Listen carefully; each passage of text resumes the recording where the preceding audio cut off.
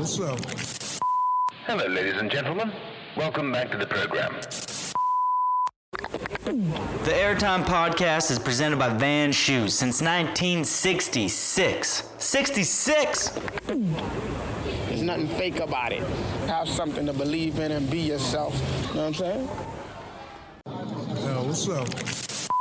Hello, ladies and gentlemen. Welcome back to the program. The Airtime Podcast is presented by Van Shoes since 1966. 66! There's nothing fake about it.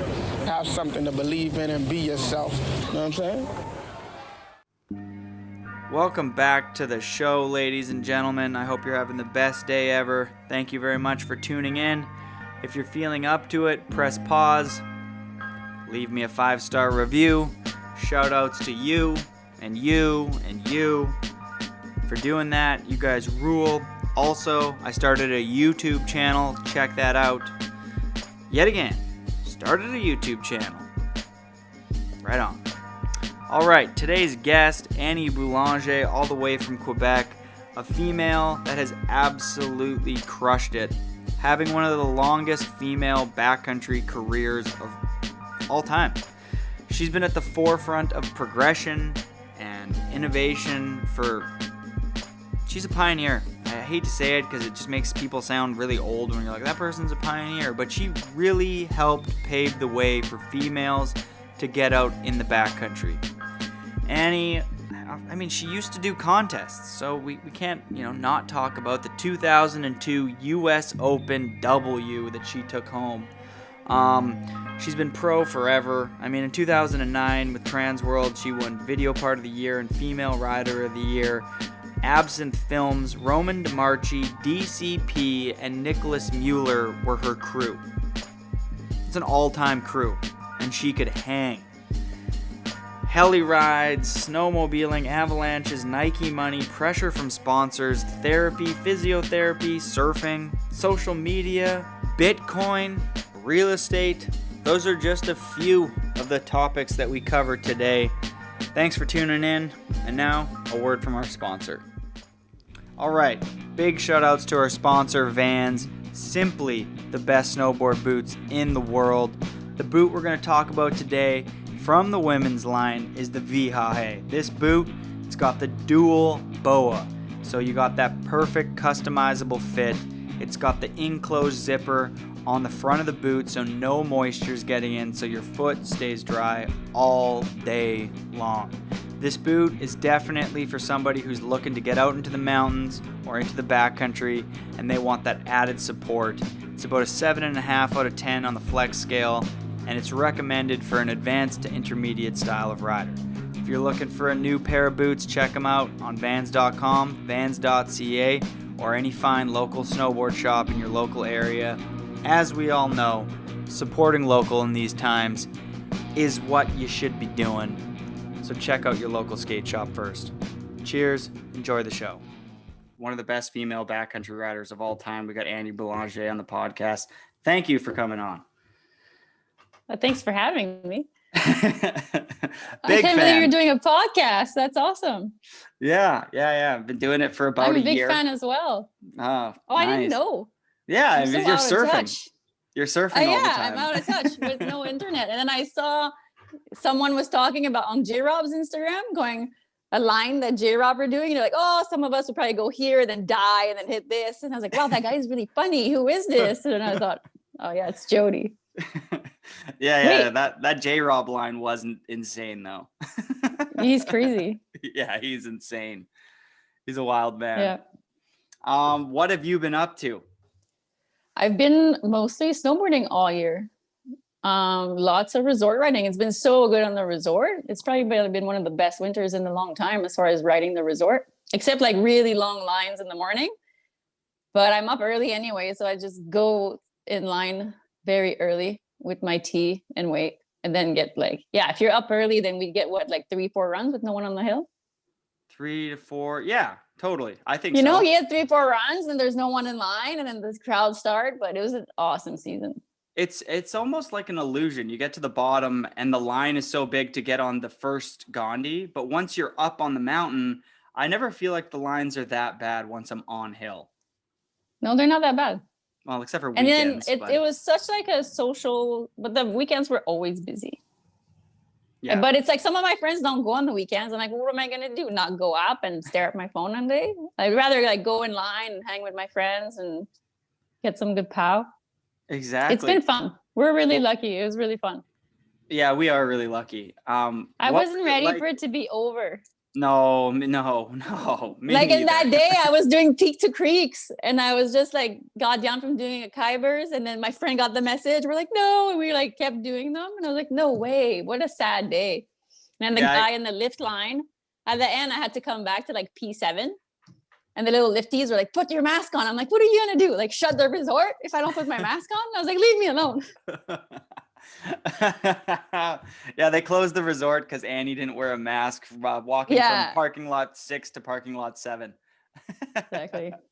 Yeah, that was devastating. I got down from sledding, and I thought everyone was joking. They were in the like Mikey and Solers and a bunch of guys were in the parking lot, and they're like, I was like, oh, I'm gonna ride the park tomorrow. They're like, no, you're not. The mountain's closed. I'm like, haha, imagine, like that's not gonna happen.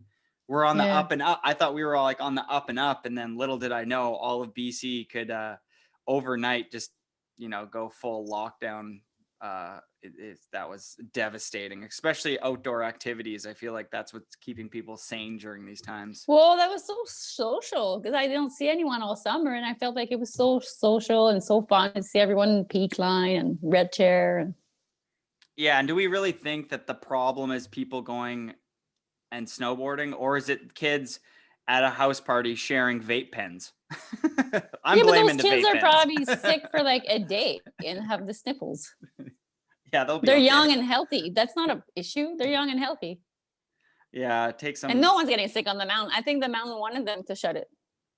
Yeah, I think that they probably like not making much money. Exactly. They got them. They did the long weekend. They sucked all the money they possibly can out of it, and they were like, let's just close it. The next month and a half is just local guys and girls going up the hill anyway, so who cares, which kind of sucks. Did you know, I guess Mikey HK wrote an article, and a lot of people have been talking about it, that they shut the day after that we would get like 20% refund. No. Yeah, it's in our past contracts, and they shut the day after that. It's insane that Whistler Blackcomb could have refunded us all a little bit of money, but they waited for the day after. It's like, thanks guys. What a bummer. All right, so childhood, where did you grow up? I obviously knew you grew up in Quebec, but for the others, what was it like for you growing up? What was the household vibes? Oh, I grew up like in suburbia from Montreal, and we played a lot of sports. I had a big brother, so we played like hockey and soccer and baseball and football, and we went skiing like on the weekends sometimes. And then I got beat up a lot by my brother, and then eventually I started snowboarding. And I wasn't very good skier, but when I started snowboarding, I was like right away like super addicted to it, and I thought it was cool and rebel. And I had parents that were pretty controlling and telling me like, go to school, get a job, be an accountant. And snowboarding for me was like just the rebels. The guys were so cool, and they were rebels, and they were skateboarders, and I was skateboarding a bit, and I kind of liked the whole scene. And it was when people had really baggy pants and they like jumped and jibbed like picnic tables, and it was just so different than skiing, and there was no rules and more people partying and do what they wanted. And I got really attracted with that whole scene and the image. And I started snowboarding. It clicked, like something clicked, because I wasn't a very good skier. And it kind of just clicked, and I loved it, and it's all I wanted to do. And what's like this time frame? Is this like I was like 13. So this would have been like when, like mid 90s then? Yeah. Yeah, the baggy. Okay, yeah, totally. Wow. Yeah, the super baggy. Yeah, like people would like cut them and like whiten them. Yeah, I remember that. Like I did that with my jeans. I would make my jeans even wider. Then I tripped skateboarding because my jeans were so baggy. Oh, that's amazing. Yeah, so that was that scene, and it was like brushy. It was pretty like, and Jamie Lynn kind of were like the guys who were killing it. And what would have what would have it looked like to you being a female back then, Were there a lot of females to look up to, or if you were No, flipping through the no. magazines, you're like, this is 99.9% guys? Like, Well, I didn't know anything about magazines. I was just like, I bought a snowboard and I would go snowboarding, but I didn't hang out with anyone because all my friends were skiers and the guys at school. I was the only girl at school, and I was maybe in grade 8. And the guys thought I was a poser, so they didn't want to ride with me. They're like, "Nah, chick, she's a poser," and I'd be like, "Okay, fine." So I'd like take the chairlift by myself, and I'd look at like the cool guys under the chairlift and the tricks they were doing, and then I would just go and copy them and learn by myself. that is amazing. And then eventually, I became pretty good, and the guys at school were like, "Okay, I guess we'll ride with her." And then you finally got accepted based on your skills, but you had to learn the fundamentals completely by yourself by watching people Blind, off a full chairlift. And then I don't know. I was like, "Oh, I think I'm pretty good." And I started looking in the mags, and it was maybe like Aurelie Sawyer's and Shannon. Oh, Shannon. And I was trying to Dunn? see the Yeah. tricks they were doing to see like what like the scale was. And then I would like show up at that contest, and I'd be like, "Is there a girl in this contest?" And they were like it was like crickets. I'm like, "But I want to hit the jump, and I want to." And they were like, "Hey, girls, you guys should enter the contest. These girls want to enter." And then they'd force a few of the chicks to like enter. We'd be like 3. First, second, like third. Yeah. And then I eventually went to like Mont Tremblant and Alex Oshu, and like the whole like there's a really good like snowboard connection there.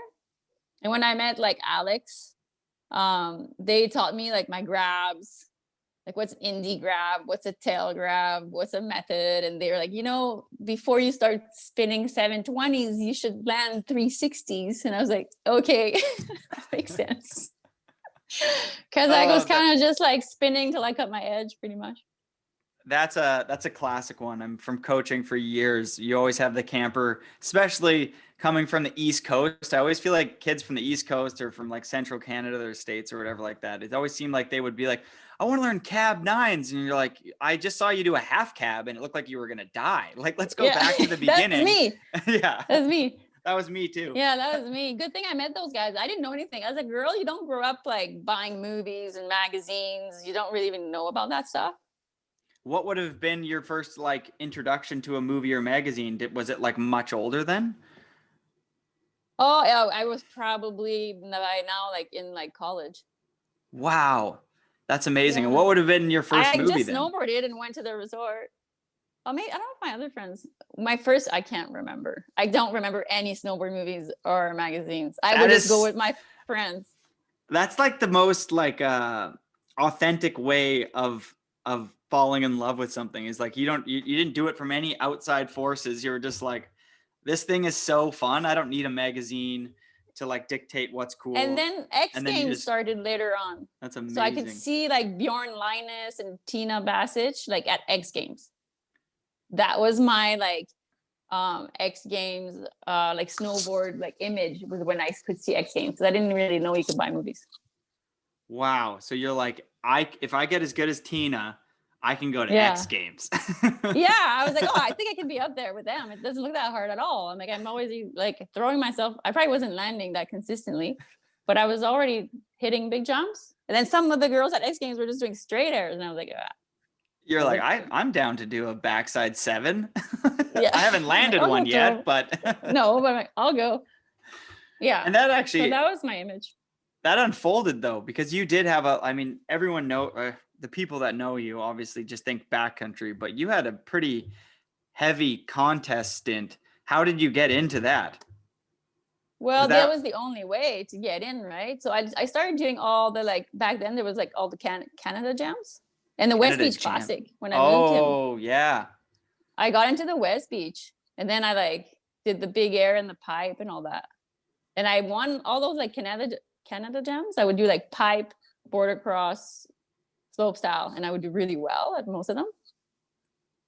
And the West Beach, I did pretty well. So, and then eventually I didn't want to go to the US Open until I thought I could win it. I thought that was like a waste of time.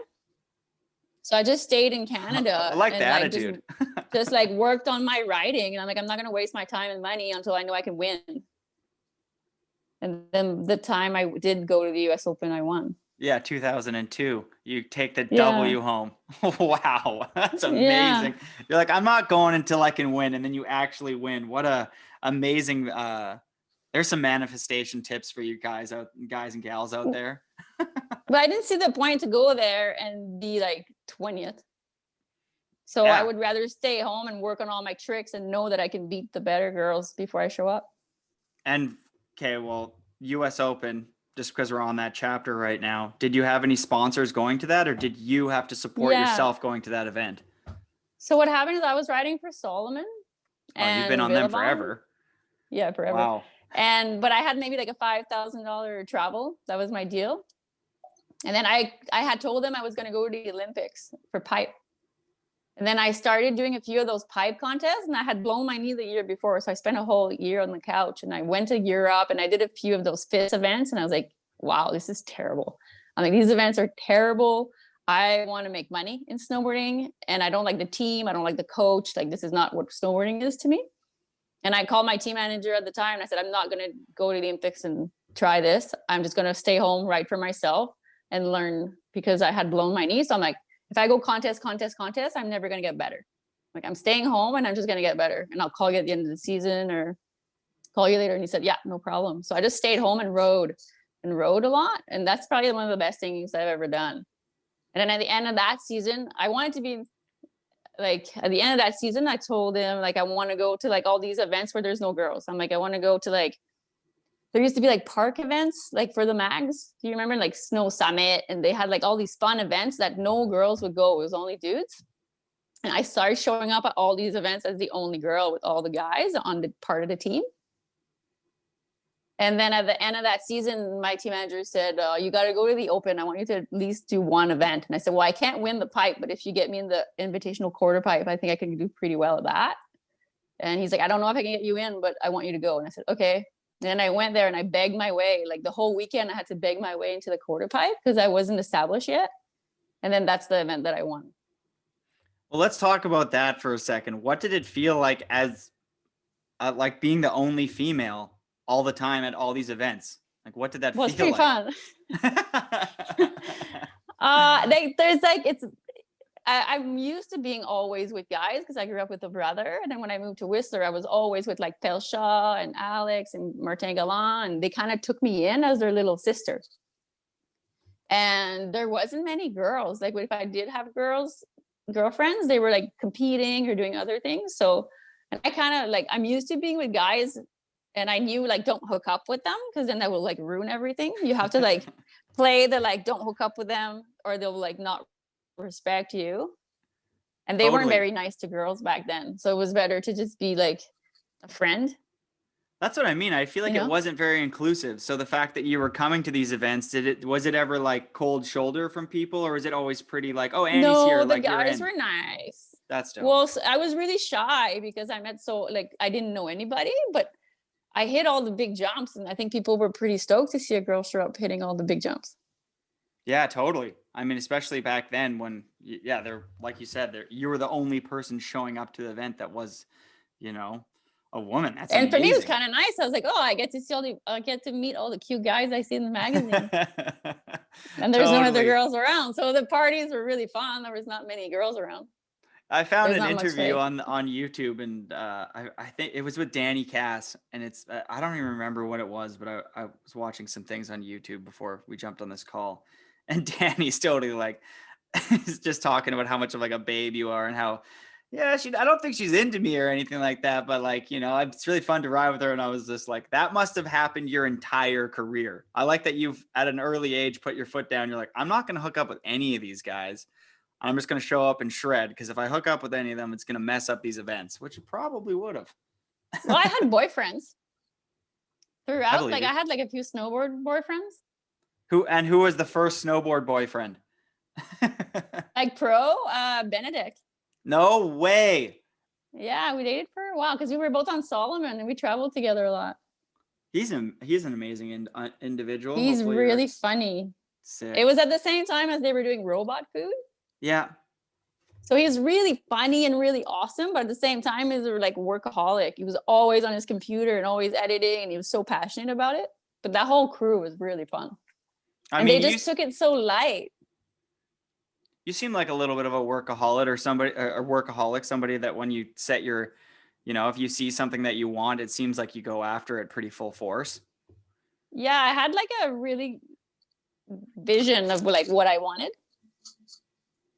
And like I was a workaholic for that stuff for sure. But it didn't feel like that because you're so passionate. It's all you think about and it's all you want to do. But I had like, when I wanted to get into movies, I was like, okay, how am I going to get into movies? There's no girl in movies. I want to be one of the girls in the movies and in the mags.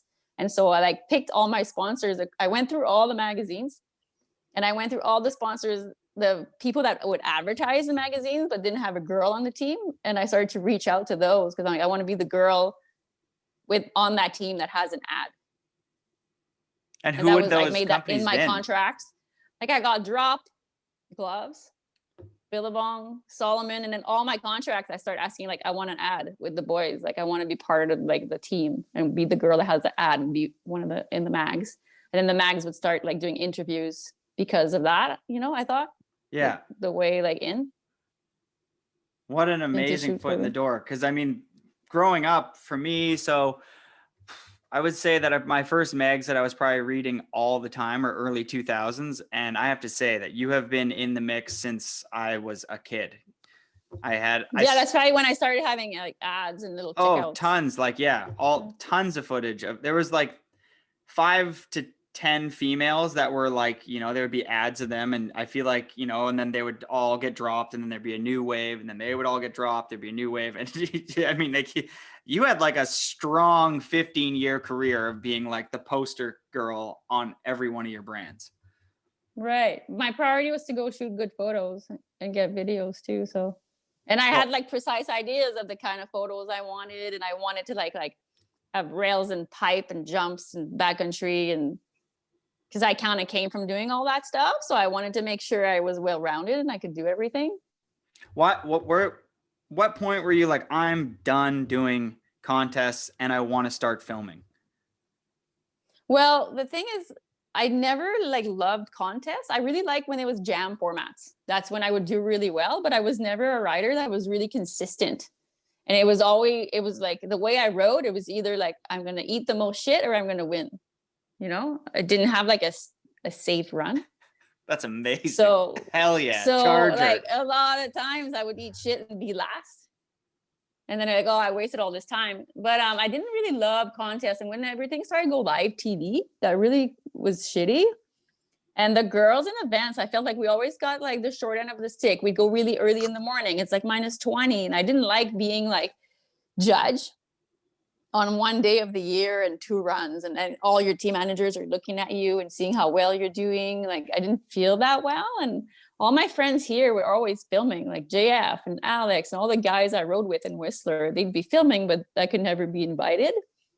Then I'd leave and do contests. And so slowly I just wanted to do that. And I just wanted to like find my way. And then Martin Galland started doing movies. And he, like 1 year, he bought a bunch of snowmobiles.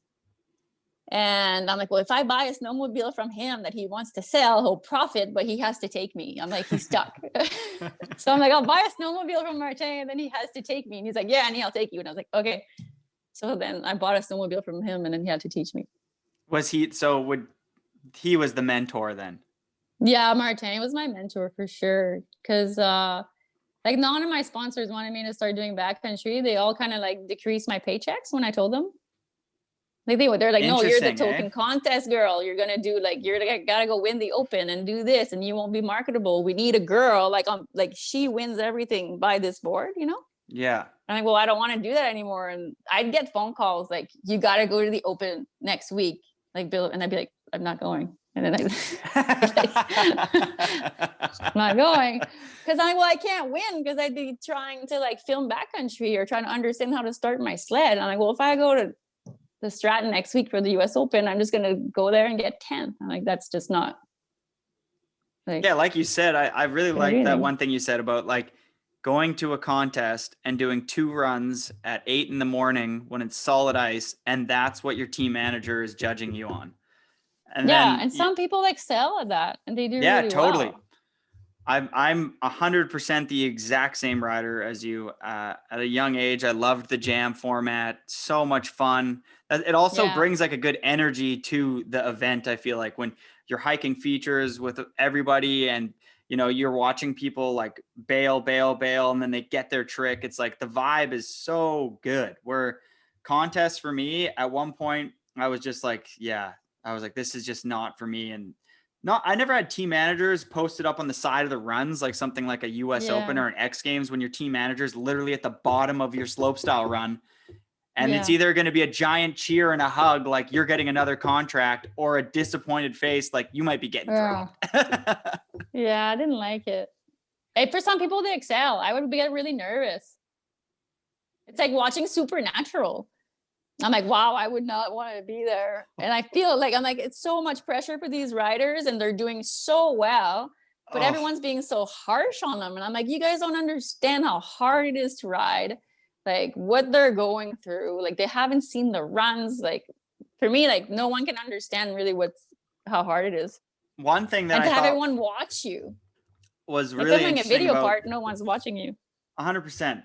So one thing I think people that are the average Joes, which for natural selection, they're clearly getting like, 90% of their viewership is, I'm assuming, just weekend warrior snowboarders or someone who's like just getting into it. And I mean, that's the audience obviously that we want in snowboarding. So they go and buy stuff, but the light conditions, it was insane. Some people would have like full Yeah. sun and some people it would be socked in and snowing. And I think the cameras did a better job of showing the definition in the snow than what the actual riders would have been seeing. And some of those Right. riders were in full flat light conditions. And it's like, there's It's a feature huge. coming up, but there's bumps and wind drifts in the snow. Like, oh, some of those riders I felt so bad for. It was like full whiteout and they have to try and perform. And they said there's 26 million views on that first one live. And it's like Wow. your brands are watching you That's drop so in many with, views. yeah, right. 26 million views. Wow, they did such a good job with that event. It was Oh, amazing. it's so good. I'm glad you think the same thing, because I thought that was the best event for snowboarding that I've seen in a while. I'm like, I hope this Just that steals. drone didn't give it much justice. So I think they're gonna fix that for future. I thought it was really. I think the stuff was just so much bigger than it looked. Oh, for sure. That bottom jump was massive. Yeah. I mean, Austin Sweeten straight out of the gate does like 120-foot backside 180 to flat. I'm like, holy shit. Yeah, they did good. That was awesome. Who was your favorite female at that event? Who do you think? I mean, yeah. Who do you think crushed? Well, Zoe, she crushed it. I can't believe like how she started to the end of her event, how determined she was and how quick she learned to do like flat takeoffs, like the back three she did, and she went flat. That's tough to learn all these things. Her interview, she's like, if I land a backflip, I'm just pumped. And I'm like, yeah. Now she's going to Alaska. I'm like, wow, you're amazing. I know, it's awesome. She just learned her riding improved so much like during the event. And that stuff, it takes so long to learn. Oh, the best thing that happened at that event. Well, I don't want to throw her under the bus because I'm a huge fan, but Anna Gasser complaining about her goggles. I was like, whoever is her goggle sponsor is probably so bummed. Well, because she fell and then her goggles were full of snow. And we're like, no, she can't see. Yeah, it's exactly. so deep and she can't see. And I really wanted to see her like sand it on the jumps. Yeah, me too. And that was like, oh, I really was looking forward to see her ride. Yeah, I was like, if she gets to that bottom jump, we're seeing a back seven. And she's either gonna land and then her goggles were just caked with snow. And they're like doing the interview down at the bottom, and she's like, my goggles. I'm like, I wanted to just like be like, hey, Raz, because Raz was there. I was texting him. I was like, yo, you should really tell her to stop complaining about her goggles. Whatever. Oh, poor her. But yeah, the girls, like, I wanted to see Hannah and Robin and all the girls kill it. Oh, Hannah's backflip was insane. Wow. Yeah, Hannah rode well. She rode super well. She just looked she looked very in control, and I thought her run was the most enjoyable to watch. Top to bottom, it just looked in control. She didn't look like she was just sending it. It looked like she was just having fun, and at the same time, was all confident and strong. So that was my favorite run. She's solid for sure. Yeah, she's solid boarder. I kind of wanted her to see her up there. Would have been cool. Yeah. I mean, she went, Yeah. didn't she? She went to Alaska though, didn't she? No, yeah, she did, because I think Marianne couldn't make it through the border. Yeah. That's what, that's. So yeah, I guess we'll see more of her riding. I'm Yeah, excited to see that. I Is mean, it next week? I think it drops in 16th? about a week. So when this episode drops, Cool. it'll be kind of, it'll probably be live. And I'm excited Yeah. because I talked to Chris about it. He just got back and he wouldn't really tell me what was what, but I got something out of him. I'm kind of, I think I know who won, but I kind of anticipated that person was going to win anyway. So Okay. I don't want to say Good. anything. Both of the riders, I should say. Cool. Yeah. So that event, we both agree, was amazing for snowboarding.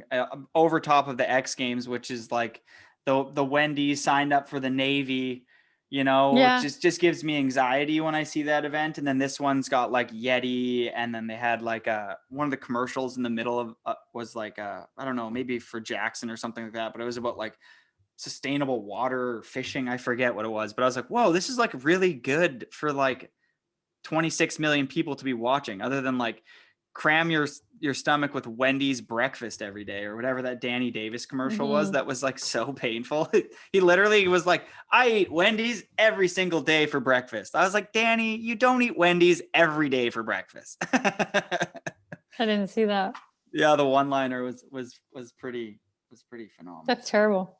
Yeah, it's terrible.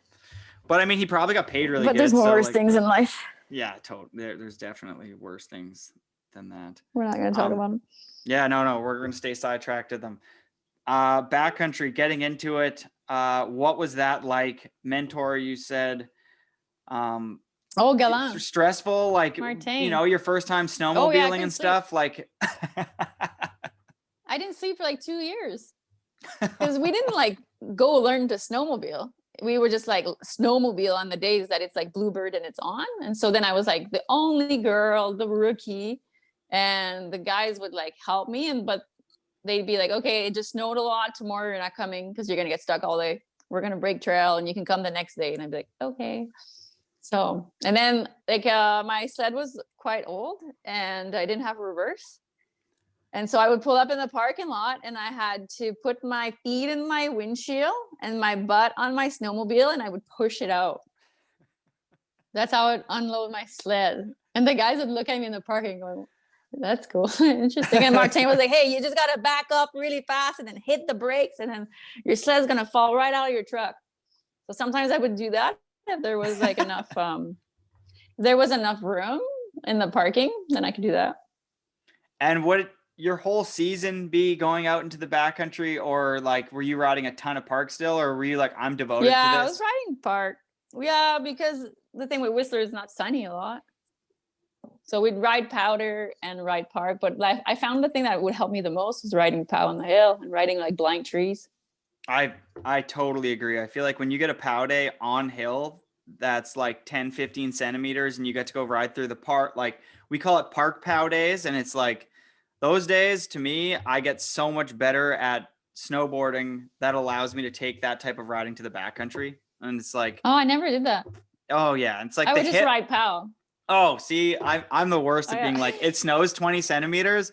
And I'm like, yo, let's go to the park. We'll put like a one trail up the jump. Really? That's and then, smart. I never and did then that. it's like, yeah. And then a few years, probably 5 years ago, we realized that we don't want to ride the biggest jumps. Because when are you in the backcountry where you build a cheese wedge that's the size of all the jumps in the black park? Right. Never. So we started just riding just the smaller jumps that have like a short takeoff, because that feels more like what it would feel like in the backcountry. And I feel like that's when it really started clicking for me out there, when I mixed those two together. And then I was like, finally like, oh, okay. So this is how it would feel to try like a switchback 7 off of a jump that was just completely pow takeoff, you know? Yeah. Because your edge to edge is so Yeah, different smart. going off of a backcountry jump than it is in the park. Yeah.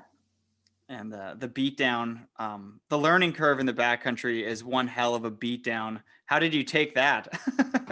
Well, yeah, because when coming from back east, I would see some movies and I'd see Victoria's part and I was like, well, that looks really easy. And they're just like turning down the mountain. I'm like, that's boring.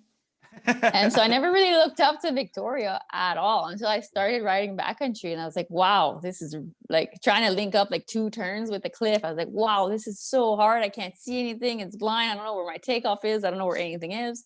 And it's something no one can understand unless they do it and they try. And yeah, my first year, I just thought I'll shoot photos. I didn't put a pressure on myself in shooting a video part. I went with Martin and he was shooting a movie, but I thought I'm just going to try and get photos and learn from the guys. And I would just watch. And at first they're like, what do you want to do? And I was like, I don't know. I just see snow and rocks. Like, I don't want to get it. Where are you going? I don't understand. And so I'd like help the guys shovel and I would not know if I'd like hit the jump because I'm like, this is a really big jump. I don't know if I'll hit it. And so I didn't strap in often at first. I'd like sled and cruise. And if the jump was too big, I wouldn't do anything. And then some days I'd hit the jump or I'd try some stuff. So getting smoked. But Martin was awesome because he taught us so much and he was so safe. And then in the spring, we'd always go do the Rutherford, like this huge Rutherford hip that would take us like 2 days to build. And I've heard about that. I've never hit it before, but I've been hearing about it forever. So you should go build it. Yeah, I mean, you should show me where it is. Drop me a pin. Yeah. Yeah, for sure. I'm pretty sure Pettit built it one year and he went like absolutely massive. Oh, okay. Oh, yeah. It does the sickest photos. You can go so big on it. Well, yeah, I actually spent 5 hours the other day building a hip with Sean Miskiman and Mikey Cicerelli, the 2 young guns that are on Burton. And we came around like Little Ring in Brandywine and I was like, oh, we should build a jump here, guys. And they were like, yeah, let's do it. 5 hours of building this hip and it just doesn't work. My filmer, Aaron Leyland, has never been so disappointed. I was like, I guess I'm not a vet yet. That happens a lot. We did that in like AK once. We went up a day, spent a bunch of money with Nico and Bole, and we built like a double line of jumps and spent all day shoveling and then we spending money for the heli. And the next day was a storm and then it got windy and then we never went back. And I was like, okay, that was expensive. Let's talk about that. What was it like going from Whistler to Alaska? Is the terrain? Very I've never been. Oh, so break it down for me. Oh, it was quite stressful because I never really filmed with Justin before and the whole crew would go up there. And in Whistler, you're used to, you know a bit your zones and your buddies are there to help you and you're sledding. So people have time. Heli, no one has time for you. No one really helps you because everyone's like worried about like their budget and their line. And so it's really lonely. And the guys that been there, like Nico and Bole, they've been there so many times, like 7, 8 times. So they get drop off faces and like, yeah, we're good. And I'd be at the top being, I didn't see anything. Wait, but you're at the top and you just got dropped off up there and now you have to go down. Yeah, like Roosty, I was like, can you help me pick a line? Can you tell me where to go? I didn't really see anything.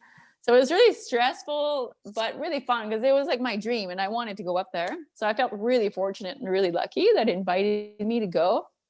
It was just the riding was so tough and there's no way to get used to it unless it's like a bluebird day and you're riding.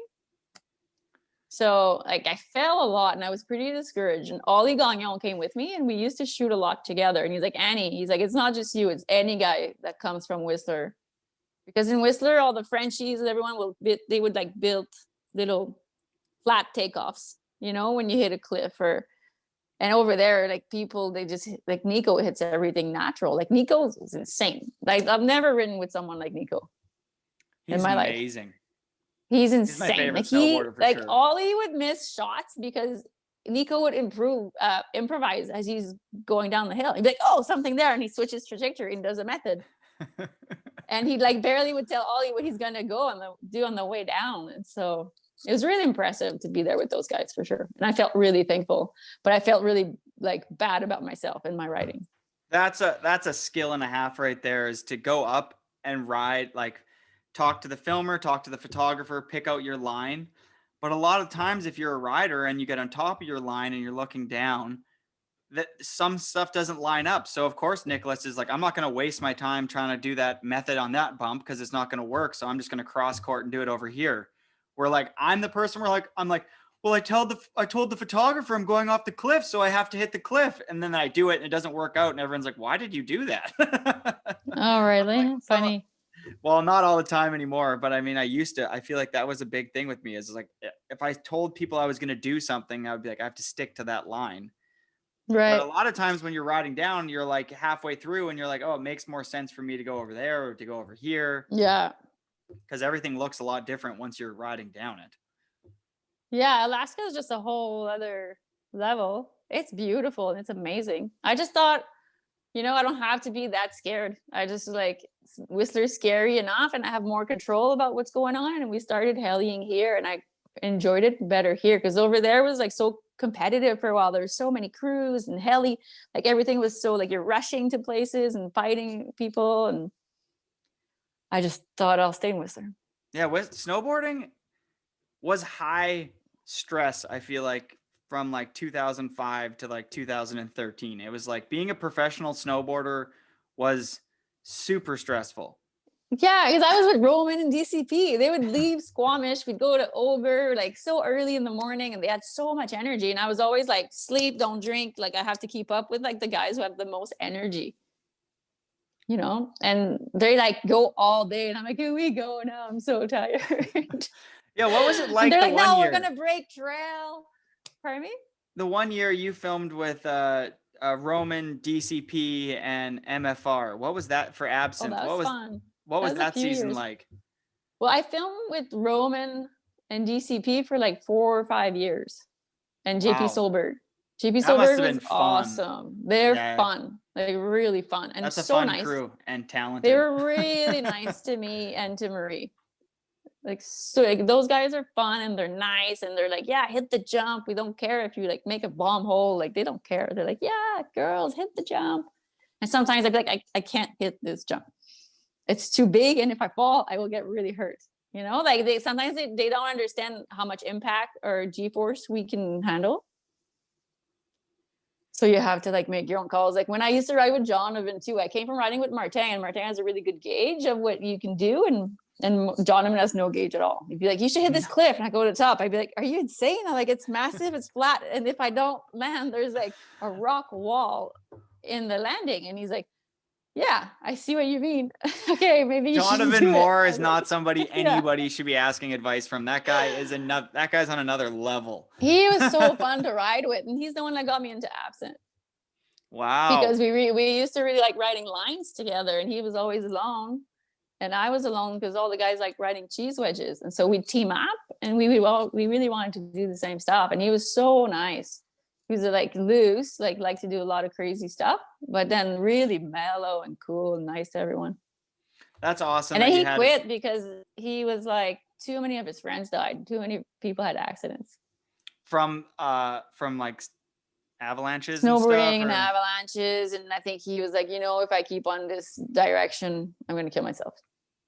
Well, he the last few years he had some photos come out that one line in particular, he's just riding down like the steepest, gnarliest rock. Yeah, it's like spines and rocks, and it just like it does not make any sense. It's like there's only like a handful of people, I feel like, that kind of rode that gnarly of terrain. Manuel Diaz, Lucas Debari,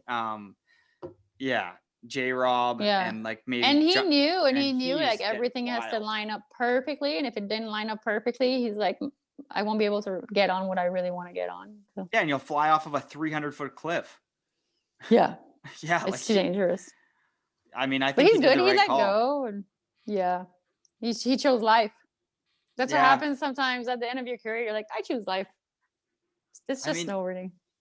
What did that feel like? You snowboarding's kind of, obviously you're still, I'm assuming that you're still sponsored. I actually don't know that. I'm assuming Solomon still kept you around, and some other your brands, Dakine or whatever. For some reason, Solomon offered me to design a pro model 2 years ago.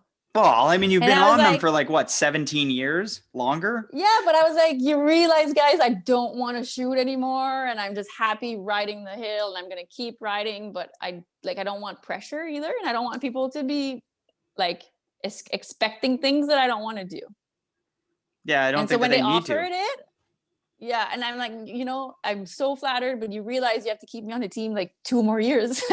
It's like, if I design a board, this is like a 2-year process. And they're like, yeah, cool. And I was like, okay, sweet. So now I feel so fortunate because it's not like, I feel so fortunate. I get to design the exact snowboard I want to ride because I never had that before. That's They've amazing. said like, and now I'm just like, I don't care about sponsors or money or anything. I'm just like, wow, I get to like ride the exact board I want to ride after like so many years of riding so many snowboards. I know exactly what I want. I think that's amazing that they're keeping you around for so many reasons. I mean, look at Jamie Lynn on Vans and Brian Iguchi on Vans. I think that's really cool when somebody decides like this person helped us get to where we are today. And if it's just like kind of a nice pat on the back, like thanks for the last 17, we're going to design a board with you, keep your name on it. And there is no added pressure. We don't want you to go send your, like, I don't know. That's just, to me, that makes that brand I feel just very cool. fortunate. I feel really fortunate, and they don't ask much, and I don't ask much either. I'm just super thankful. But yeah, now like old riders that are riding power are trending because it's pretty hard for them to go find a young person who knows how to ride powder. Oh, I mean that there's becoming like a gap almost. It's like the AMs don't get paid any money, guys and girls, to buy and to get into the backcountry because it's so expensive to get into snowboarding, let alone get into like a heli or splitboarding or snowmobiling. It's all so expensive, all the tools you need. Plus you need to have knowledge and a mentor and a crew, and to get all those assets together so you can go out there and then produce actual content is so hard. And with no funding, it's like the older generation that has a little bit of money that's able to do all that is really fortunate. But at the same time, I feel bad for a lot of my friends. They're like, oh, we want to get out there and we want to go sled with you and stuff. I'm like, you don't know anything about avalanches. You can't snowmobile. Like some days we think we're only going to go to the, like, you know, the first bowl or something that's close, but we end up going like 60 kilometers back where you can't come. Yeah. It's like, you're not able, and it sucks, and you want those people to be out there getting it with you. But it's like, yeah, lack of funding from the brands. It seems like they're making enough money. Pay AMs more. Boom. That's my point. Yeah, because I had people at the end, because the influencers came in and wrecked a lot of stuff. I had some companies wanting to pay me less, but for me to like send them photos for free. And I'm like, well, you know, like I work another job so that I can go snowboarding now. So I'm not going to send you free photos with my own money. Well, and you have 20 years. Like, so don't send me a jacket.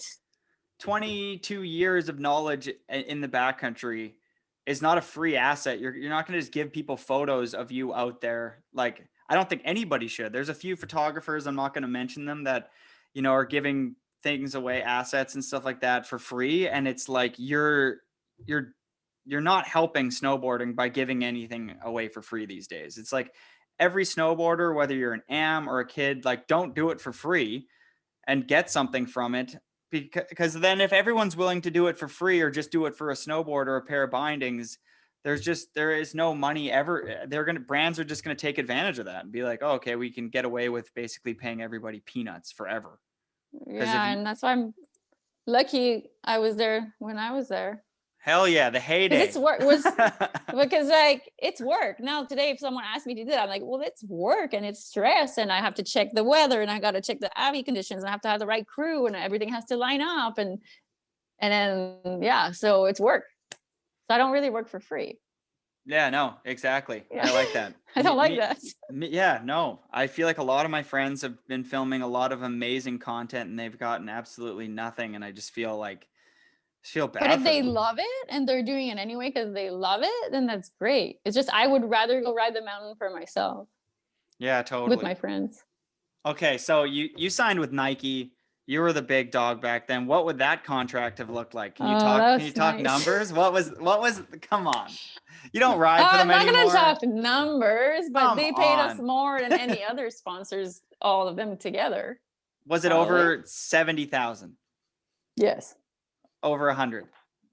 Yeah. 200? No, I'm not. No. Come on. Not for me, for other riders. I was hoping for 200 for you. Oh, thanks. But it was in US, so that was nice. But it wasn't over 2, no. And they were just so good to us. It's just the opportunities that they were like helping. It wasn't really just a contract. It was everything else that they were allowing us to do and helping us support in movies. You need money to film for apps, and sure, you need money for this, or they were so supportive and awesome. And I Yeah, got to design anything I wanted, so that was cool. Yeah, I feel like you gave They me were one of just your cool. jackets a long time ago for one of my ex-girlfriends. You're like, hey, I have a jacket, and you gave it to me, and I gave it to her, and you probably don't even remember, but I do. So thank you. You're welcome. I don't remember. Yeah, That's exactly. nice of me. Yeah, very nice of you. It's probably like 12 years ago. Cool. No, they were so fun and awesome. We were lucky. And when I told Solomon, because I wrote Solomon Boots, I'm like, hey, Nike's giving me an offer, and they're like, congratulations. They didn't even say like, what's the number? They were just like, and then it was at that time though, like a lot of people had like Monster and Red Bull, and a lot of people were getting like quite good money. Yeah, you never did the energy drink. Did that I ever never present did that. itself? It didn't present itself because I was filming, and they didn't sign people who filmed. They signed mostly contest people. I would have done it. Oh, Marie did it. Yeah, I would have done it for sure. Yeah, Marie did it, and now with that money she took from Red Bull, she's I feel like using that money to make the world a better place. Exactly, because like there's a sense of guilt there, and she always had like that sense of guilt. I'm like, but if you take that and use it towards good opportunities, then yeah, it's a double-edged sword for sure. It's like it's weird because I never got the opportunity. It almost presented itself a long time ago, and then it never came to fruition. But I mean, I'm kind of happy I never did it looking back. But it's also easy to say, if there's a $3,000 a month contract and you're 20 something years old, it's hard to say no. But when I see a lot of people like, I love with Red those, Bull. yeah, I know. And I see a lot of people with those stickers and the helmets. It's tough. I feel like it pushes them into a weird corner with their snowboarding. And it depends on the brands you're a part of too. Burton obviously doesn't care if you're riding for those things, but if you're on a company that, is, I don't know. It's just support is support to do what you love. And I can't really judge those people, and we can't judge them. So yeah, I'm just happy for them if they can do what they love. Yeah, to teach their own, I don't know. Rockstar to me looks pretty bad. When someone's got a Rockstar helmet and they're riding around, I'm like, oh, but you know what? If they're paying you good money, do your thing. I'm not judging. All right. So one thing I wanted to know, injuries. You've had a few. How do you get over injuries is good? Because it seems like you had one of the longest female careers ever. And you were just like inventing female backcountry snowboarding, as no other female really was out there as much as you, Leanne and a few others. But how did you overcome those hurdles? Because they inevitably came, and I know you had knee injuries and stuff. Yeah, thanks for that. That was really nice. Yeah, I had a lot of injuries. I meant it. I spent years. Thanks. You're the best. That's so nice. Man, I had so many injuries, and like my biggest investment was my body. And so I reinvested so much money in going to physio, going to acupuncture, going to osteo. Like I was always so on it. And even now I keep doing it because I wouldn't be able to snowboard the way I am. I'd have so much pain in my body if I didn't do that. I'd have like whiplashes and knee surgeries and broken ankles. And my last injury was the worst I've ever done. And so that kind of stopped my career pretty quick. Like I haven't really jumped big cliffs since and stuff like that. I miss that. I miss jumping cliffs. Give us the day. Give us the day here. Full moon. Okay. When we were filming for Full Moon, I think it was like 20. I don't know. Was it 2016 or something? Yeah, Full Moon 2016 sounds right. Something like that. 15, 16. I did a line and I landed on a rock. Like I clipped my heel on a rock. I heard about this. Yeah, I like double spiral fractured my tibia, like up. So I had like so many rods and plates. How did you get out? And what I want to go back to the injury. Like, who was out there with you that day? Leanne was there, and Ashley Barker. It was just Leanne and I. And we had our filmer, who's really awesome, Ethan. And then, how you're usually not so happy to have the sled necks around, but that was the one day that the sled necks were around, and they were able to make it. They were the only people able to make it up in the landing where I was because it was so steep. And so Chris Brown was there, and he brought me painkillers, and Pascal, and they all like were hanging out with me. Once my painkillers kicked in, that was pretty good, but they had to like walk me all the way down, wait for the heli me out. Oh, ouch. That's just a really long recovery, and I never thought it probably took 1.5 to 2 years to feel like pretty good. So you jumped off of what, like a 30-foot cliff and landed on a rock? It was just in your landing and you didn't see it, or you knew the rock was there? Yeah, no, because it was a line and I could see it. It was like you couldn't see it from far away, the little rock, but it was like under the snow kind of. A good thing I landed on my feet. Oh, because You know? Craig McMorris this year, he hit a jump, did a front side 3, over rotated and turned into a 450 and did a little hot tub, and he landed on a rock on his ass, and it was under the Oh, snow about like a foot. But if he could, if right. it was like, if it had snowed 5 inches less, he probably wouldn't Or be. broken back. Yeah, Yeah, it's just like sure. he's walking away with some mellow injuries from Wow. actually landing on a rock. Like, oh, like Yeah. I saw mine in the air. I was like, oh no, I'm landing on a rock. I wonder how I'm gonna land. Because usually, like you then like sometimes you hit cliffs and you like clip them with your tail, yeah, and you and kind of like scratch your board. but you landed full weight on. Would this have been on your back foot or your front foot? Back foot. I clipped it with my heel. I kind of Oh. clipped it. So at first I was like, I fell on the ground and I was like, oh, I didn't blow my knee or anything. I feel fine. Like it didn't hurt. And then I tried to get up and I was like, oh no, that's not good. Oh, so a Yeah. year and a half recovery time. Mental game? How did you get through that?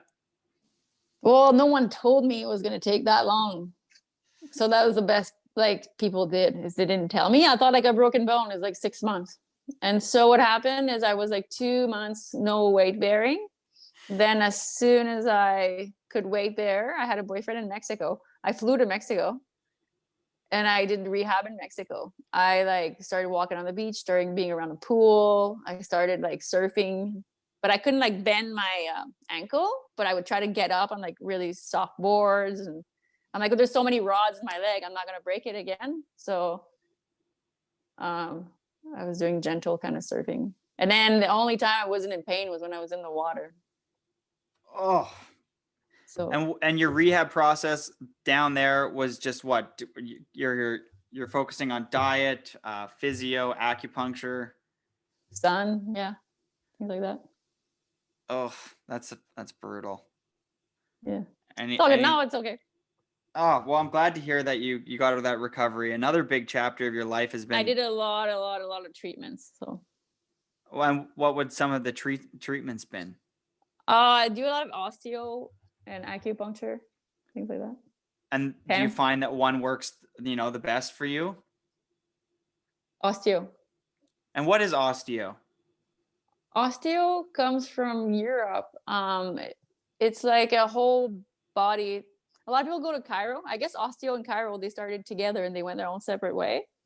Cairo, I find like cracks you really quick and it's a 15-minute appointment. As whereas osteo, they look at your whole body, they readjust everything, your head, your bones in your head, your bones in your hip. They can go soft tissue. It's more like a whole body. Like sometimes they'll go in your kidneys or your organs. They can kind of because go under to the root of the problem. Yeah, that's a big thing. I got in a car accident and they were working on my neck and my back, and then little did they know that a lot of the energy from the accident was stuck in like my hips. And it took a lot of specialists. Who were to you like seeing?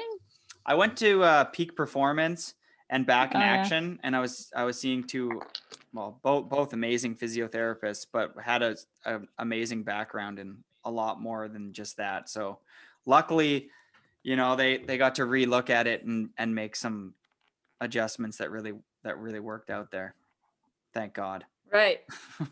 Because it was really annoying. It was like this. I never really got headaches before, and I started getting migraines all the time, and I was just like, this is brutal. Well, I have good people. If you need to see them now. I will. I'll take you up on that. Dom's really good too. Yeah, no. It was a big learning lesson because I felt like when you go and see somebody during an injury, I feel like a lot of people just go and they see one person, and then based on that one set of information, they make like, a bunch of decisions where kind of like anything, it's nice to get a second opinion. You're like, and then for like, I think one of the big things I did to deal with the injuries too is I did a lot of therapy. Therapy. Yeah, I was like a going big to see a fan of that. therapist. Well, Yeah. we can't just skip by that. What made you be like, I'm gonna go to therapy? Was it the pressure? You're on Nike, you go through these injuries. I mean, what drew you to going into therapy? Oh, I was always really open to it, but in my like later 20s, yeah, I was really stressed and really anxious, and I come from a really anxious family. And I started wanting to change because I was noticing how anxious I was, and I was a bit negative, and I just wanted to change some things. And then it went to like levels, like let's say you go for like a few months and you like this therapist, and then you learn a few things, and then a few years later, whenever you come into hurdles, sometimes or you want to work on some things, or you want to see like why you're so scared of some things, or snowboarding. I find like when you push yourself to a certain level, it brings up all your stuff. Yeah, big time. And I saw a lot of people that ended their careers that were bitter or were over snowboarding, and I just didn't want to. I'm like, well, I like snowboarding so much that the one thing I don't want when I end my career is to not like snowboarding and Yeah, make no. like everything else ruin that for me and ruin the love for it. And so, and like Nico was really fun to travel with because we talked a lot about that stuff. And Nico Mueller, like he was really open on working on himself and energy work, and kind of it comes down to like being thankful and appreciating everything around you instead of feeling the pressure. And all the pressure is you put that on yourself, I find. Oh, I put so much pressure on myself with so many different things, and at the end of the day, that it doesn't do anything. You know what I mean? No, It's because it's it's a all like yourself, it's all your own stuff that's coming up. And so it's fun to go work with someone that's a professional to help yeah. you look at that and help you change the way you think and help you like see different things. I I've find it really helps with success. So I've and I think happiness. So yeah, if you can go and tell a professional how you're thinking, they're gonna have a better way of breaking that down to you and an unbiased opinion about why you're thinking like that, especially if they start to know like your history, I mean, a lot of people I feel like that snowboard and get to a level of sending it, a lot of that stuff comes from like, what kind of background they had. A lot of my friends that are really, yeah, and a really lot of the gnarly. top guys, if you look Yeah. at X Games, for sure the top guys and the top girls, they're for sure doing that like therapy. And it's something people don't really talk about. Yeah, which it should be Like, fully yeah, you open. can eat healthy, you can train as hard as you want, but if once you get there, your mental state breaks down, you got nothing. Yeah, I feel like mental game for any athlete is huge. Like you just cannot be a long time performing athlete that's, at the forefront of progression for a long period of time if you're not going to have a strong mental game, because it'll just And yeah, it's there's some like peaks and valleys in this world. it has to change. Yeah, you go through like waves of it. And if you look at all the snowboarders that are successful, like Jeremy Jones and people that have done it for so long, now they appreciate different things and they're in it for different reasons and the different love. Well, I like that you said earlier there that it was really the one thing you didn't want to lose is your love for snowboarding after you're done being a professional athlete, like with it.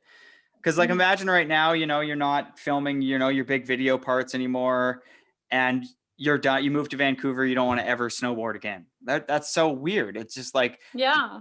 wasn't the reason why you wanted this whole journey in the first place to happen is because you It love it happens so to a lot much? of people because the pleasure kills the fun for them.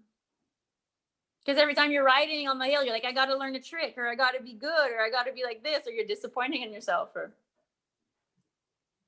And okay, so I know you spend a lot of time surfing. Do you feel because you're not a sponsored professional athlete with surfing, it looks like to me that you push yourself massively in surfing. What, like, if you're not doing that for sponsorship dollars and you're just doing that for yourself, like, where does that motivation come from? Do you just want to That's be probably like, just my addiction to adrenaline. oh, okay. It's just I Okay. can't really do it snowboarding anymore because of my injuries, so I got to keep it pretty mellow. So you feel like 'Cause you're a little bit of an adrenaline junkie, like in that Yeah, sense. for sure. You like to get your And heart I going. like water, and I enjoy bigger waves, and it's water, so nothing hurts as much as snowboarding. What's the biggest difference from surf culture and snowboard culture? I've always kind of wondered, and I've never spent a lot of time with the surf I culture, had trouble but with the surf culture at first because I thought it was so superficial. And as a woman, I felt like all the girls are like back, I don't know, maybe 10 years ago. Now the girls are cool and they're ripping, but back then the guys were really macho. And I thought, wow, even now, like maybe it's changed, but I thought, man, snowboarders are so much cooler and they're so much nicer, and mountain people are so much more chill, and we don't get angry at people because they come to our mountain. As far as surfing, people are so angry in the water and they paddle. Like surfing is a struggle. It's tough to catch a wave. People are Yeah, and not being a that female nice. in the lineup, I mean, like, how does that feel?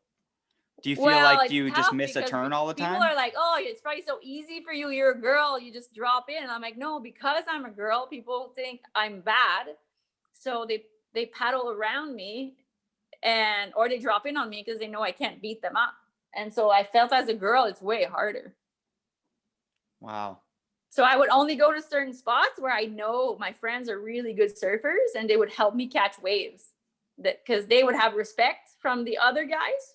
And like, hey, it's her turn, let her catch a wave. Or I would like have so much trouble catching waves. Because the amount of times I've gone out into a lineup and I'm just like, the vibes are so tense.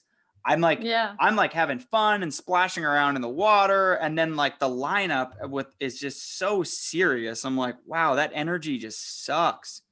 Yeah. And I'm like, I laugh because I'm like, man, you guys suck at snowboarding. And if you come on the mountain, we're not going to spit at you and say, go home. We just like go around you. But it's different. And like now I hang out with people that it's just good vibes in the water. I know some places that are, or I don't go to these other places. An interesting thing I want to touch base on too, while we're on the surfing, snowboarding subject. Since you were snowboarding before the boom of the internet and social media, how do you think that's social media has impacted females like snowboarding and surfing? Like, I feel like social media, it's changed guys too, but surfing's just like butt photos of girls, even though girls are ripping on surfing. So like, if you could touch base on social media and action sports. I feel so lucky that I was there before social media. So we had a break. It wasn't always working, always on your phone, always wondering what people like. It was like I would do my winter and work as hard as I could, maybe exchange a few emails with my sponsors during that season. And at the end of the year, you've done your shots, you send in all your photos, send in your footage. And I would go surfing and not talk to anyone for months. And I'd be like, I need a break. And I would like completely zone out of snowboarding. And I hear about it. And then surfing made me miss snowboarding. So I could come back to it and get a break. But now people never get a break. They're always on it. You got to produce content all the time. It's a lot of pressure, like so much pressure on the girls, on their looks. Like I would have had trouble with it for sure. And you're always thinking about producing content and what people think and blah, blah, blah. And it's like, it's never ending. But there's also a lot of opportunities, and you can reach so many people so fast, and you can create fun content. You can now it's so easy to film stuff. It's not such a mission. You don't have to have a huge budget. And with a small budget, you can reach a lot of people. So without having sponsors that drop $100,000 to advertise you, you can actually there's a chance you can do something cool. Yeah, definitely. Social media has opened the gate for young females and males to get into the spotlight, you could say. You can create your own little platform. And if you have a friend who has an iPhone, you can be at Rabbit Hill in Edmonton or, in Winnipeg. And if you're the local girl there that's crushing it, you can produce content, tag Dekine and Solomon, and they can actually see that. And if they like it, you're immediately in contact with the team manager who might start flowing you boards. But the downside of it is how much we're all playing on our phones. And then what comes with that is I feel like we're just seeing the tip of the iceberg of the side effects that are going to happen from. But I feel really sad for the kids 24/7. for sure. Yeah. It's hard growing up as a kid, everything they're seeing, they think everything else is perfect. And that's really tough because I grew up being pretty self-conscious of my image, just looking at magazines sometimes of perfect women. And I can't even imagine now how they feel. Well, imagine being Annie, who in 2002, you win the US Open and you have 500 followers, and then you win the US Open and you have 600. And the other girls that are riding there, that they have 10,000, and then they went to that event, they have 30, but you still have 500. And then you're kind of wondering, you're like, why aren't more people following me? I just won this event. Like, you're looking for, I feel like people are looking for that number for justification of like how many people like what they're doing and stuff. And it seems kind of damaging and counterintuitive. Because And I mean, then the part I don't like is that girls will like just put naked photos of themselves that's what they do. I to feel like get if they want, attention. exactly. And I'm like, oh, it works. Yeah. So it's like, what's the, to each Yeah, their own. Yeah, I know. You're like, okay, like I have, 6,000 followers, but if I start posting, butt photos, I'll go up to 20,000. And it's like, are your And it's sponsors funny more because stoked? let's say these girls are beautiful and they're posting like naked photos, but they want to sell things to women. I'm like, well, you only have guys following you. That's true. Like, yeah, you're getting the numbers, but who's buying the products if you're just like, your image is quite sexual and more maybe towards men. Yeah. And I think that's a big thing that I've brought up on the podcast before. It's more important to have 5,000 followers that follow you genuinely for yourself than have 20,000 followers that clicked on one photo and are following you waiting for the next butt photo. Yeah, I don't know, but I feel really lucky and fortunate that I was there before that time and we didn't have to think about it all the time. But now I think it's fun. Like, I love going on Instagram and looking at what everyone's doing, and sometimes it's addictive and I gotta get off of it. Yeah. And it makes me feel shitty sometimes. I'm like, oh, I wish I was doing better, or my day sucks, and that person's having a better day. And you've done very well. Another area of your life that you did really well on, other than snowboarding and absolutely crushing that aspect, is you used your money and you let it work for you. You dove into real estate. Who was your mentor with that whole thing? Because I mean, right now your snowboard contracts are your snowboard contracts are dissipating, but you've set yourself up for a life of success through real estate. And so JF was your mentor with that. Yeah, because I always like, the thing with snowboarding is you're always worried about when you're gonna like lose your contract, and I was always stressed. I was like, okay, 23, I'm like, okay, I have another contract for like 2 years. Like, every time now I look back, I'm like, why was I so worried for so many years? If I would have known it would have lasted that long, maybe I could relax more. But you always think it's your last contract. And I always had, my personality was to save money. And then someone like Christy and Jeff Pelshot, they were like, buy real estate, buy anything you can as soon as you have money. And I was like, okay. And I just like, they told me to like do that. So I did it. What was your first place you bought? I bought like a little 1-bedroom condo in Tamarisk because that's all I could afford. And that didn't really go up because I bought it when we got the Olympic bid, and it didn't go up. I actually kind of lost money on it. And I was like, I don't like this place. And then I sold it and I got a really cool realtor. And then I bought like a tear down house in Emerald. And I was like, JF, I can only buy this house if you agree that you're going to help me do the work and renovate it, because I don't know anything about this. And JF agreed. And so he hired everyone to help me. And then I was sponsored by Nike by then, so I could afford renovating the house. And so we did it took 6 months to like gut the entire place. And was that the blue place that I helped paint? Yeah, and that stuff? Rusty helped too. No so, like, way. everyone helped. Yeah. Pretty much. Yeah. That was stressful. It was so stressed. Well, yeah, I was doing the insulation under your house. That was stressful. I was like, oh, that'll be like 40 grand. And it cost me like 100 grand to renovate it. And I was like ripping my hair off. It's so expensive. But the house was in such bad shape. But anyway, I learned from that. And that's when the market was at its worst, when we were in a full crash.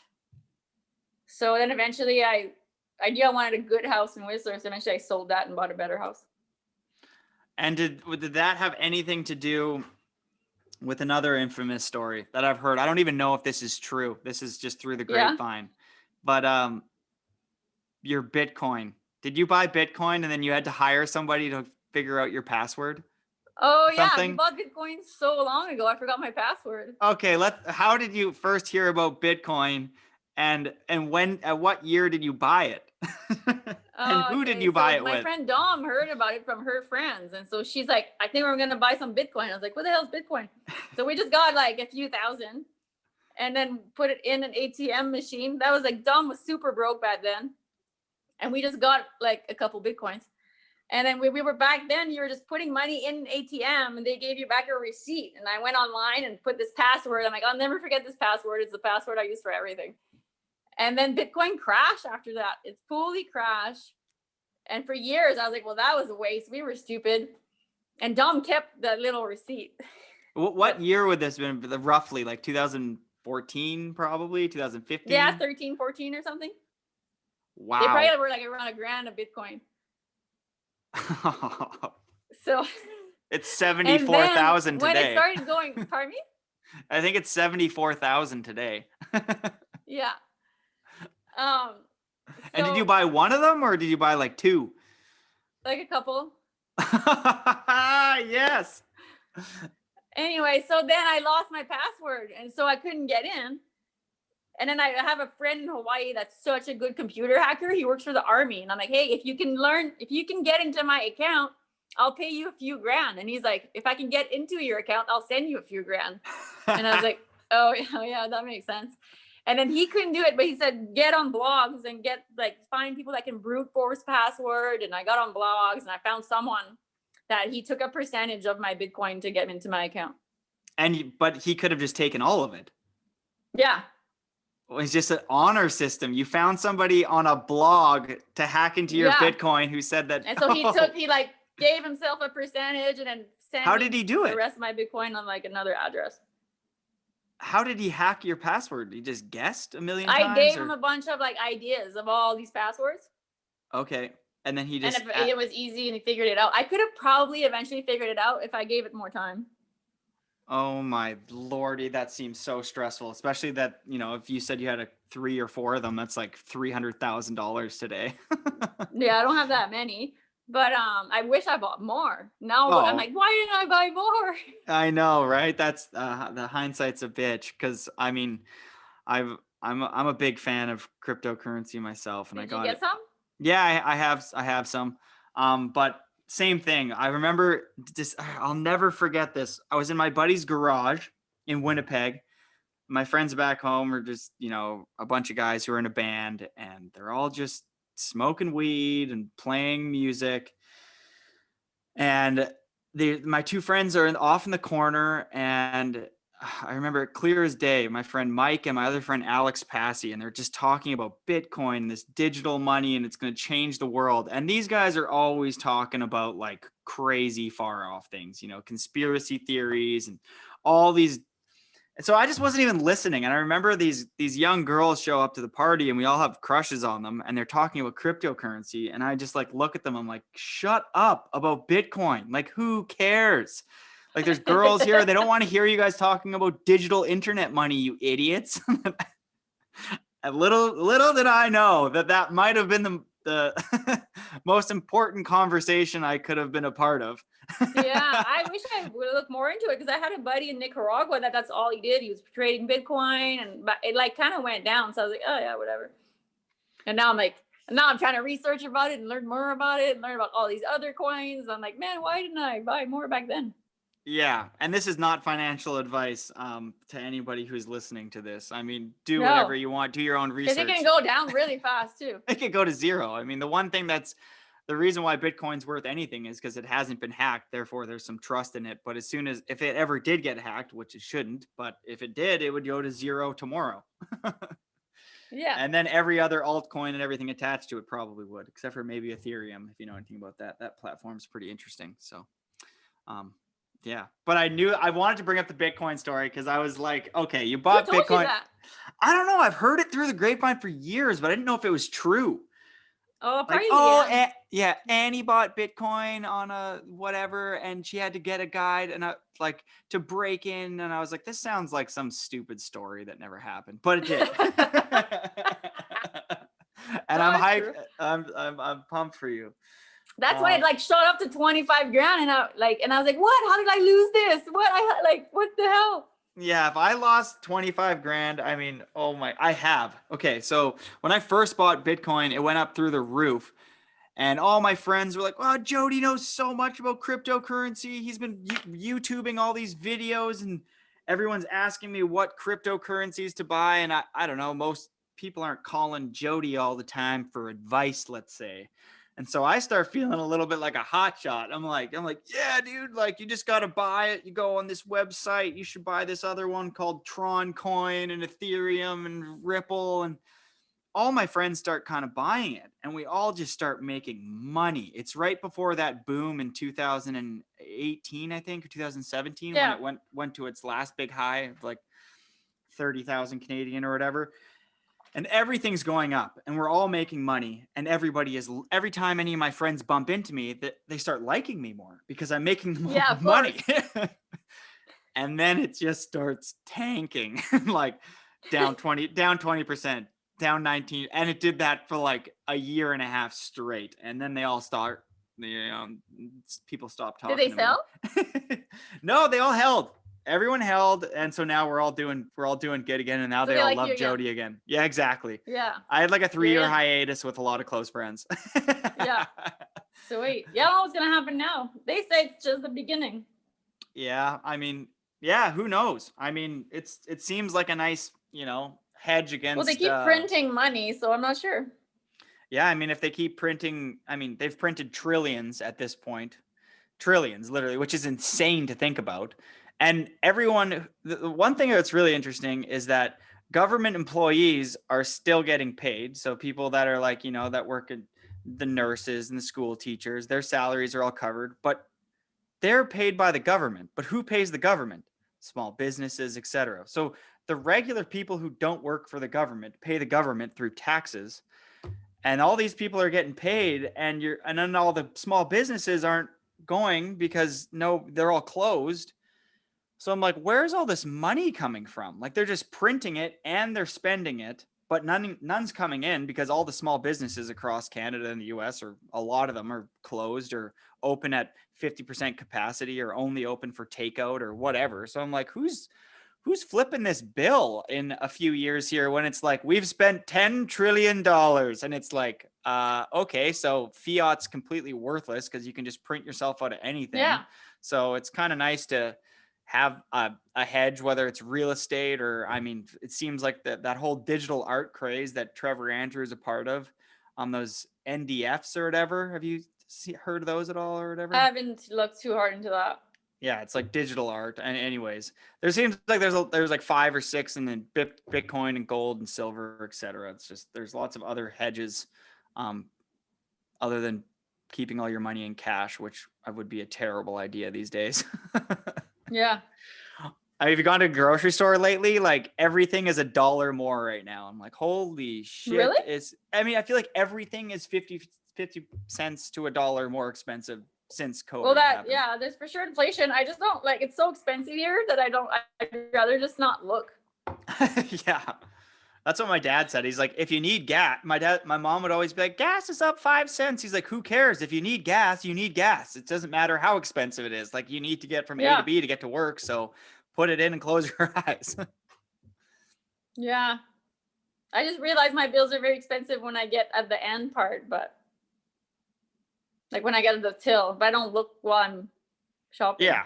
I mean, which is devastating. A little bit sometimes. I'm like, almonds, $25. I'm like, I don't need almonds.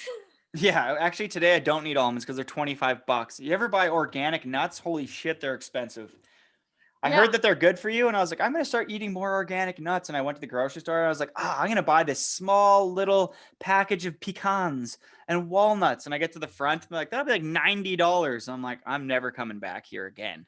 Yeah. Like, yeah. Nope. Ever since then, I'm buying Trader Joe's nuts, which are all probably terrible for you. So maybe I shouldn't. But I don't know. Good. It is what it is. Any other crazy subjects you want to touch? No, I mean, off the top of my head, we've covered everything I pretty much wanted to about, I mean, you got video part of the year in 2009. That must have felt pretty amazing. Yeah. 2010 or something? Yeah. That's Trans World Award. I mean, that must have felt pretty good to be noted. Like, really back then, those awards were pretty special. I feel like when I started becoming part of them from 2014 onwards, when we started attending them, it seemed like it was losing its like hype. You know what I mean? Like, less pros would show up unless they were winning. Using his hype, but when I was in it, for me, it was a really big deal, and I was really happy about it. Because the only award I had back then to look forward to, because I didn't do contests. So I mean, that was awesome. That's like literally the biggest award you can get. I mean, other than Rider of the Year, the second one's like Video Part of the Year, which someone like you, who's putting all your energy into filming video parts, to Yeah. get acknowledged on that that platform 1 year I is got both phenomenal. of those. So that was cool. Oh, well, let's talk about that. I didn't even know that. You got Rider of the Year and Video Part of the Year. Yeah, because back then, yeah, I think it went. Well, Why did it go congratulations. hand in hand? Hot Yeah, damn. I guess so. I guess the contest people weren't maybe that popular. They never have been. I'm just kidding. No, they are. Yeah, that was cool with like Trans World and Snowboarder when all people like voted for all these things. Yeah, that was. Because you had like the Snowboarder of the Year, well, that's in the magazine, and then Trans World was the full like that Trans World award show used to be so awesome. Oh, I bet it was the best. I remember Yeah, that went waiting for the downhill. magazine to. Yeah, it went downhill for sure. The last few years, it was like people would only show up if they won the award or if they were in close vicinity so they could party. But I mean, Yeah. it seemed like 'cause they everyone changed used to it go too back to in the day. Denver. Because it used to be in Vegas. That was fun. Yeah, wow. I went to the Vegas one a few times. That when I was like a Yeah. kid, that was. I'm so glad I saw that back then. It was like the They coolest went Vegas thing ever. and then, yeah, Denver, I think. No, that was sweet. And there was good parties and everyone was there. Like, it was like when everyone you respect in the industry is kind of there and a part of it. So it means a lot. Yeah, no. And your sponsors like you better after. Yeah, they always love you after you win.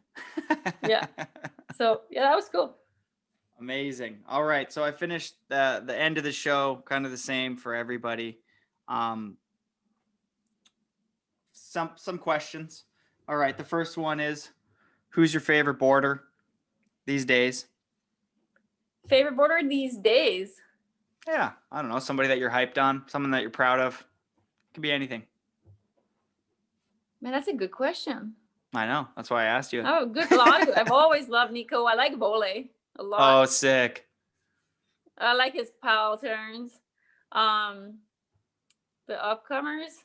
I like watching Kevin Backstrom's stuff for Real Snow. Yeah, he's fun to watch. His people have been doing the side hit thing a lot lately. I mean, Arthur Luongo maybe was the pioneer for just going absolutely massive on side hits. I mean, he definitely started helping it trend again. And then I just loved that Kevin filmed a full part for X Games of just side hits. I thought that was super unique and just it was really, and he did it amazing. He went. It was huge. really well done. And then I've Yeah. just really been enjoying watching the girls mostly than guys. Like Anna Gasser and Jamie are so fun to watch, Oh. and Zoe. Like all the girls are like they have such good style. Oh, it's And now really it's almost like the guys at the contest are doing too many spins. yeah, totally. And the women's is like women's tennis. You know, women's tennis got more better to watch than the men's. Oh, Now it's that totally women's, I find, true. like, they're so fun to watch. Yeah, Jamie like, and have Anna's such good style. Like Anna Gasser had some tricks for some contests, like a 540 that they were doing online. Yeah. I liked And she like can poke mid-air and bring it back, and I don't know. Jamie's The girls are Cab dope. 10 double that she did this year was just It's insane. something else. The I was girls like, are insane, and their style is amazing. yeah, they're and the funny thing is the guys are spinning like, 7 times around, which nobody Yeah. wants to see anymore. And the girls have gotten to the point where they're spinning 3 or 4 times around, and it's just more enjoyable to watch. I'm like, the female snowboarding right now it's at that perfect like 900 to 1260, and everything in there is enjoyable to watch. But anything past then is just like, I don't know if I need to see Like the anybody go announcers 10 don't times even know around. the tricks they're doing. Like, and he landed, and he Yeah. grabbed. The thing is, they're so good though that they're tweaking their boards, they're popping, they're stomping it. It's just it doesn't get me excited to go snowboarding. Like you said, Vole and his turns. I was like, that to me right now is drawing me into like that draws me into snowboarding is watching somebody do a pow turn or like a slush turn or anything that's outside of spinning 1,000 times around. It's just at one point I'm just Yeah. like, I don't know. It's just not what I like anymore, but to each their own. We're old. Yeah, I know, right? We're dated. Next question. All right. One piece of life advice. Of life advice? Yeah, one piece of life advice. Yeah, to always make sure that what you're doing it because it makes you happy. Not for like other people. That's perfect. I like that. It's simple, but it's the truth. And I feel like a lot of people It's overlook the truth. that. Because when you look back, you're like, okay, am I doing this? Am I shooting a video part because I actually like filming with these people, or because that's what I want to do because I'm happy? Yeah. Let's say like you said there that you had a really stressful time for a long time. And if you could have looked back at your old self, you would have said like, calm down. Like, No, but I back then that's all I wanted to do. was be stressed out? No, it was to do that. So I was stressed because I wanted it so bad. I wanted to be good, you know? Yeah, but I feel like enjoy the process, that's the thing. Because right now, I feel like, when you're trying to get your first sponsor and then you get your first sponsor and you're and you want to be pro and you want to be in that video. And then you get all that. And then somebody like yourself, you get, you go from winning the contest to being in absinthe to being in the heli with, DCP, JP Solberg and Nicholas Mueller, to getting your name on boards and all your gear and being pro and traveling the world and making money. And I mean, like, you need to enjoy that whole process because before you know it, you blink and then, you're doing powder days with Rube Goldberg. Yeah. Those are the best. I know. All and right. I enjoyed that even better. Yeah, I know, right? Or the same. It's all like where you want to be. And now I am where I want to be. Perfect. My takeaway is enjoy the process, everybody. Don't rush it. Just enjoy every day. All right. What will you be doing in the future? What will Annie be doing? Right now, I kind of planned out my last years to be able to snowboard half the time and surf half the time and have my real estate support me in doing that. So I see myself kind of keeping to do that and enjoying that and getting into maybe a bit more like real estate, maybe in Indonesia or I don't know. Ooh, open like a little like a hotel or like a Bed Bath and Beyond. I'm not sure. I've always like not invested too much of my time in Indonesia because I really wanted to appreciate it when I was there and not ruin it and really enjoy it. Because once you start working over there, it's really hard to work in a third world country and people are really different. And you got to have a lot of patience and be willing to gamble a lot. But you're potentially willing to take that on now. It's a thought. I'm not sure. I'll see. Right. We'll see. We'll see because now everything's changing and I'm not sure how long more this COVID stuff's gonna last for like 5 years, 10 years, 20 years. It's never going to change. It's the new normal. One after another to get. So 14 masks. So yeah. I'm trying to find like the best places to be for that. My last question is, do you believe in aliens? Yes. Do you think they're on Earth? Or have they really been there? Do you think that they're just like amongst us? Or do you think like, what's your take? Yeah, I think so. And I think they known about them for so long. They've been lying about them for so long. And they have so much like technology from that they're not telling us about. That's interesting. I don't know anything about aliens, but whenever I like, Joe Rogan covers a lot of alien, people who've had alien experiences. And sometimes at the end of the show, I'm like, either this guy's the best storyteller ever, but I feel like human to human, you can kind of tell if somebody's, there's been really through good that movies. Thing. Yeah, there's some good movies too. There's a really good documentary that looks at like all the secrets and all people that used to work for the government and everything they've like lied about. And I think one thing with Kennedy before they assassinated him is he wanted to disclose it. Oh, like he wanted to tell the public about aliens and they didn't want to share that information. I want to know about the aliens. I think aliens are cool. They're probably cooler than us. And they have full like a documentary. I forgot the name, but they're like dissecting them and yeah. I wonder if they're going to like look like chill or if they're going to look like slimy and all weird. And you're like, I just hope aliens look like, kind of cool. Instead of like stressful, like this big black blob and you don't know and you don't get it. And you're like, oh, this sucks. Yeah, I have no idea. I was talking to Trevor. Maybe they're super cool. Yeah, I totally. Trevor, who I had a conversation with probably like a decade ago when I was doing an electric shoot, Trevor Andrew, he was talking to me about aliens, and he was saying that they're already amongst Earth, and that you can tell because they're like have pale skin and they're really tall. And he's like, I don't know, it was like Awesome. yeah, interesting discussion. knows. Anyway, he does. I actually need to get Trevor on the podcast. That's somebody I'm a big fan of. That'd be entertaining. Yeah, he's an amazing individual, almost as amazing as you. Thanks for coming on, Annie. Big fan. I have been forever. Pretty sure I had a poster of you on my wall when I was a kid, but I didn't want to say that. But now that it's out in the open, that's cute. yeah, big fan. And I think that you've inspired so many females to get out there and to chase that dream of backcountry snowboarding, as it's not just a guy thing to go do. And I think there's a lot, especially after this natural selection stuff, I bet you we're going to see, and a big thanks to you and Leanne, etc., that there's going to be a huge new wave of girls heading into the backcountry. Yeah, and JF's daughters. Yeah, they're sick. Like it's funny because a few years ago I was riding with JF and his daughters. I'm like, there's 3 generations here. Like JF helped me and now I'm hanging with his daughters. It's so cute. Yeah, it's amazing. All right. Well, thanks for coming Jody. on, Annie. You rule. I love your podcast. Thanks for inviting me. Yeah, thank you very much. Well, I'll continue it. And Well, happy surfing. yeah, no, I'm looking forward to it. I'll buy a big, 20-foot blue soft top board. I'll be flying into the shore at 100 kilometers an hour, and the sand will be breaking right in front of me, and I'll fly onto the beach and separate my shoulder. Yeah. Send footage. Have your GoPro.